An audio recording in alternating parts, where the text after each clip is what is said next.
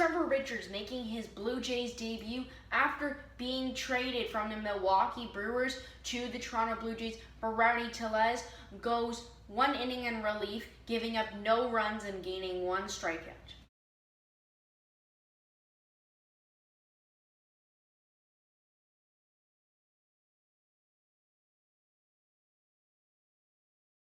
Welcome back to the Blue Jays recap. I am your host Evan, and we are back with another Blue Jays series recap.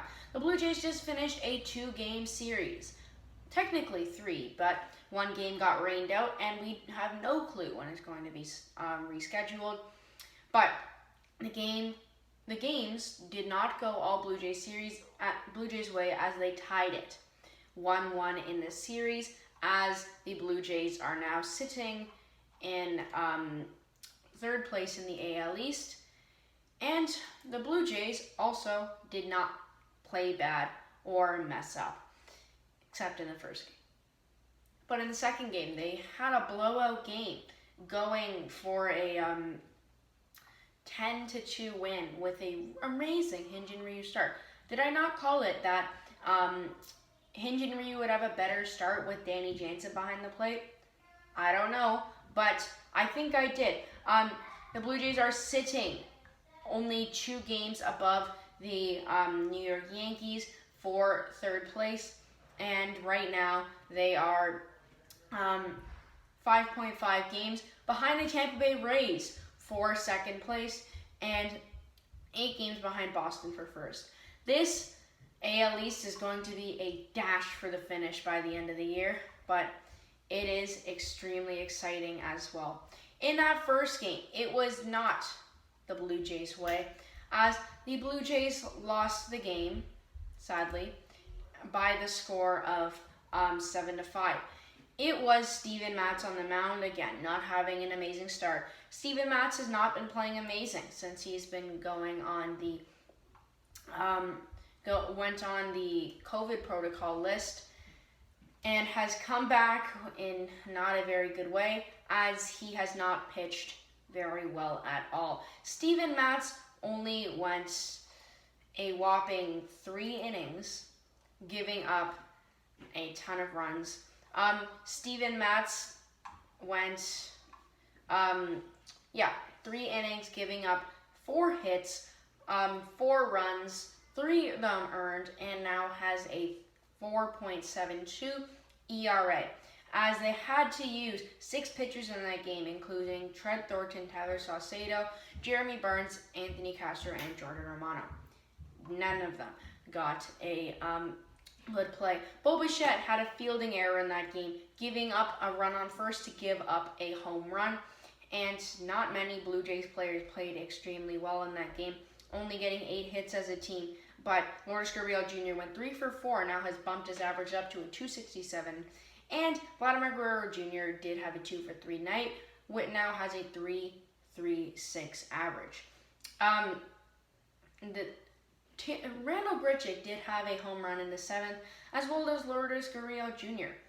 And Vladimir Guerrero Jr. had an RBI, but they made that push in the top of the 9th inning, but could not finish it off.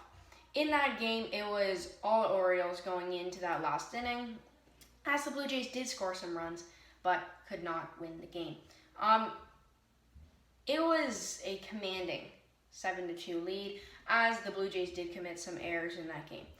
Lourdes Gurriel Jr. in the top of the 1st inning had a sacrifice fly to drive in 1 run to make it 1-0, but then in the bottom of the 4th inning, Pablo Severino had a 2-run home run off of Steven Matz, one of his 4 runs that he let up in the game. Then Cedric Mullins had a 2-run home run, another 2-run home run in that game off of Steven Matz again to make it 4-1. And then Trey Mancini scores on a wild pitch from Trent Thornton to open up the game for the Baltimore Orioles, making it 5-1 as a runner advanced to 3rd, and Anthony Santander drove in Trey Mancini. Actually, he didn't really drive him in. But then, right after that, after the wild pitch goes by, Anthony Santander lets up a 2-run home run and an awful outing by Trent Thornton. Trent Thornton is normally that multi-inning guy that can give the Blue Jays that leverage that they need for a couple innings. but man, he did not give any leverage or any hope. He went 0.2 innings, giving up 3 hits, 3 runs, 3 of them earned, and only 1 strikeout, now making his ERA a 4.78 ERA. After coming off of the start of the year being one of the top Blue Jays relievers in that bullpen, now sitting at one of the worst, having a ton of those better relievers that they've traded for in their roster. Then Randall Richie did have a solo home run to make it 7-2. In that top of the 7th inning, Lourdes Gurriel Jr. Vladimir Guerrero Jr.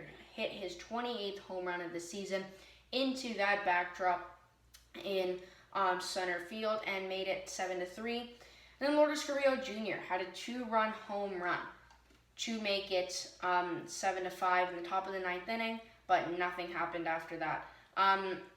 Taylor Wells had not the best 9th inning, giving up 3 runs, but shut out the Blue Jays as he did close it out, striking out Marcus Semien to end the game. Marcus Semien has not been playing that well recently. He did make the All-Star team, but his average right now has gone down a few points. Now he is sitting at a 282 average when he was at almost hitting 300 at one point in the season. I think right now Vladimir Guerrero Jr. is not the MVP candidate anymore like he was at the start of the year, after Shohei Ohtani has been playing out of the world, leading the league with 32 home runs right now, and is pitching in a all-star caliber type. Shohei Ohtani has been literally wiping out the MLB in strikeouts and in home runs, and hopefully in the all-star game in Colorado, he can pitch and hit and put on a show. In that second game, though, for the Blue Jays, it was a whole different story, with a 10-2 win in their win over the Baltimore Orioles.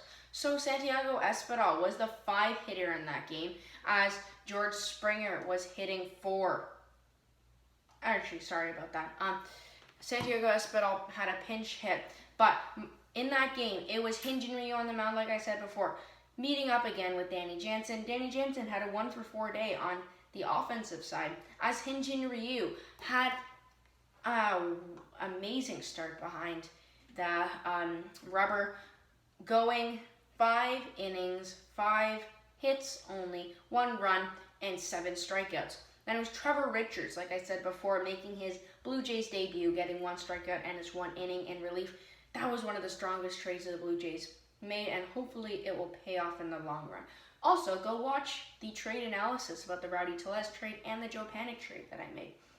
But then it was Anthony Kay, who did not have a stellar outing like he has in the past, giving up 5 hits in his 1.2 innings, only getting 2 strikeouts and 1 earned run.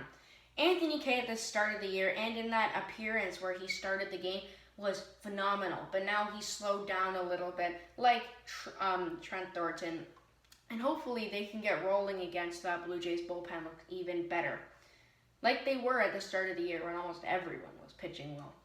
Tim Meza, then Rafael Dolis finished out the game. Dolis is back, like I can say now, with 2 strikeouts, getting the save and a winning game for the Blue Jays, as Tim Meza also filled in for Anthony Kay's spot, giving him 1 strikeout to end the inning, and that was all she said. Vladimir Guerrero Jr. had a 4-for-3 day with 2 RBIs, driving in a ton of runs, as Marcus Semien as well had a 4-for-2 day, and Bo Bichette with a 5-for-3 day with 3 RBIs on the day, and Teoscar Hernandez the 5-for-3 day with 1 RBI. The Blue Jays completely shut out the Orioles in that game, giving they didn't shut them out in the score, they shut them out on the stat sheets, because their stat sheets look a lot different than the Orioles did in that game. Keep in mind, the Orioles do have a ton of good players on that lineup, and they wiped them out. It was really lopsided, only giving the Orioles 7 hits the whole game, as the Blue Jays got 15. And a really good outing by the Blue Jays players. Also, Santiago Espinal in his pinch hit at bat. That was a 3.11 average with his 1 hit in the game. And they shut down Cedric Mullins. They shut down Trent Mullins to a 1-for-4 day, and it was only Austin Hayes and Paul Vaca getting a 2-hit day, and that was all. The Blue Jays really did a good job on that pitching side. Now Ryu has a 3.56 ERA, and Trevor Richards has lowered his ERA a lot now. But Matt Harvey, he really should just hang up the cleats because he is pitching awful. Now is his over 7 ERA, the 7.70 ERA at the moment, and he gave up 6 earned runs, 9 hits, 6 runs in total, and only 3 strikeouts in his 3.2 innings. And the Orioles had to use 6 pitchers in that game to try to shut down the Blue Jays. That was not a very good day for the Orioles. But one thing I need to say, is it the end for Reese McGuire? Because Danny Jansen is playing really well, and Alejandro Kirk is coming up now. Could they trade him maybe for a better pitcher, maybe Sonny Gray? I don't know. But Vladimir Guerrero Jr. and also maybe some guys from the Rangers. There's a lot of pitchers and offensive players there that they want out. Vladimir Guerrero Jr. started off the game in the top of the first inning with an RBI single to drive in Marcus Semien. Then Randall Richie had a fielder's choice as he drove in another run. Then Kevin Biggio had a 2-run double to make it 4-0. Lourdes Gurriel Jr. had an RBI single that just cleared that foul line and just cleared that infield to drive in Kevin Biggio from second base.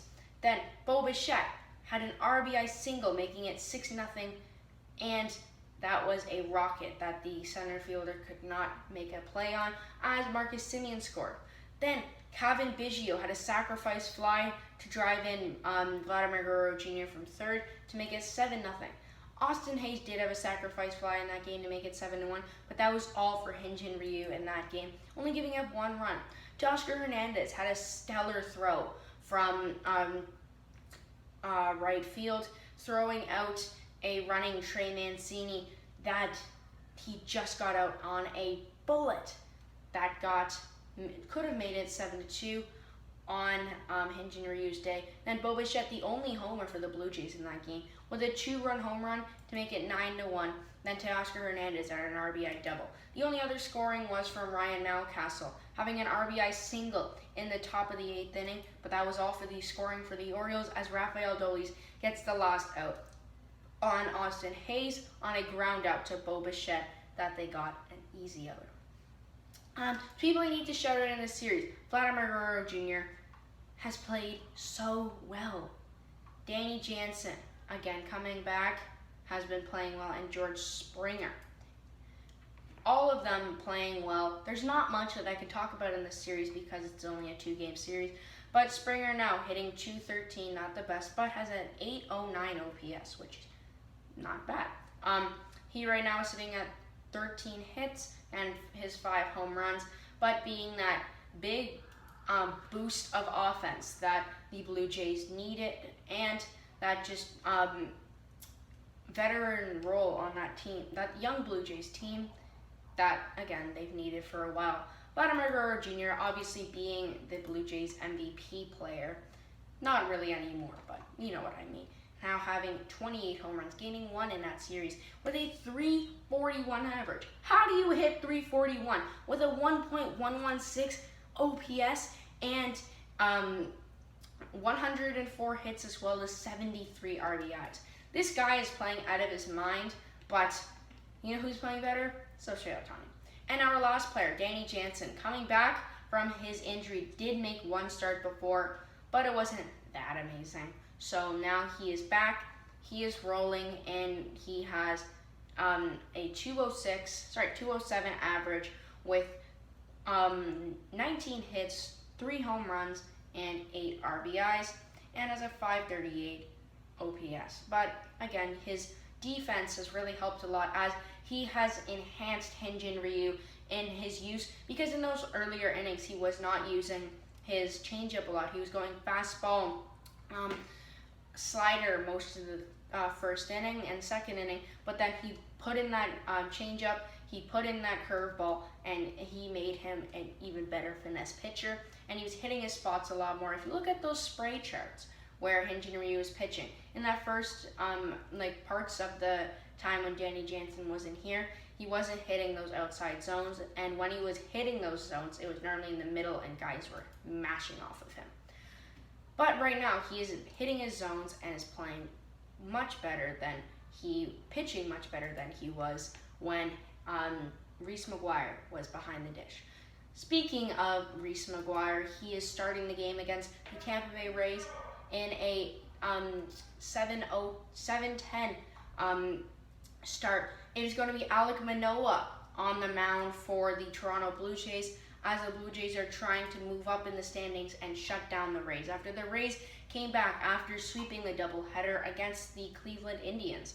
And it's going to be a good series, hopefully, for the Blue Jays. I'm predicting a 2-1 win for the Blue Jays in the series, as Alek Manoah has a 2.70 ERA compared to Shane McClanahan's 4.18. He has a 3-3 record in his 12 games pitched and has been a